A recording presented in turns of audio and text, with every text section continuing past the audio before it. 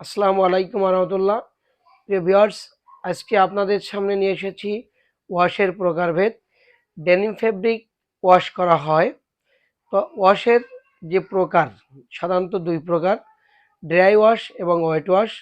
Wait ওয়াশের মধ্যে কী কী wash এবং ড্রাই ওয়াশের মধ্যে কী কী ওয়াশ, এটা আপনাদের সামনে নিয়ে এসেছি।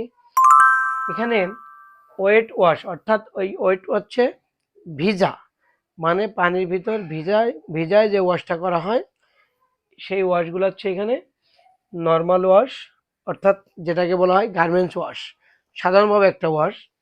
এরপরে pigment wash, enzyme wash, stone wash.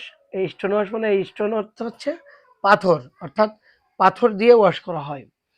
Bleach wash, এই ব্লিচটা হচ্ছে ব্লিচ পাউডার, যেখানে ওই যে ইনস্ট্রাকশন, কেয়ার লেভেল ইনস্ট্রাকশন আছে যে কতটুকু ব্লিচ হবে, কতটুকু তাপ হবে, এটা আর কি। আরটা হচ্ছে অ্যাসিড ওয়াশ। এই পাশের এইগুলো হচ্ছে ওয়েট ওয়াশ, অর্থাৎ এইগুলো ভিজায়ে ওয়াশ করা হয়। আর ড্রাই ওয়াশ মানে শুকনা ওয়াশ, স্যান্ড ব্লাস্টিং ওয়াশ। এই স্যান্ড মানে হচ্ছে, স্যান্ড অর্থ হচ্ছে বালু, অর্থাৎ বালু দিয়ে ব্লাস্টিং এর মাধ্যমে ওয়াশ। এরপরে হুইকারিং ওয়াশ, হার্ড স্ক্রাপিং ওয়াশ। এরপরে পটাশিয়াম স্প্রাইং ওয়াশ, অর্থাৎ পটাশিয়াম দিয়ে স্প্রে করা হয়, এতে কালার চেঞ্জ করা হয়।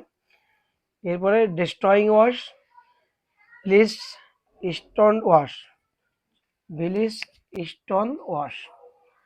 এরপরে অ্যাসিড ওয়াশ। এই ওয়াশটা, এই অ্যাসিডটা ভিজাতেও আছে, ড্রাইতেও আছে।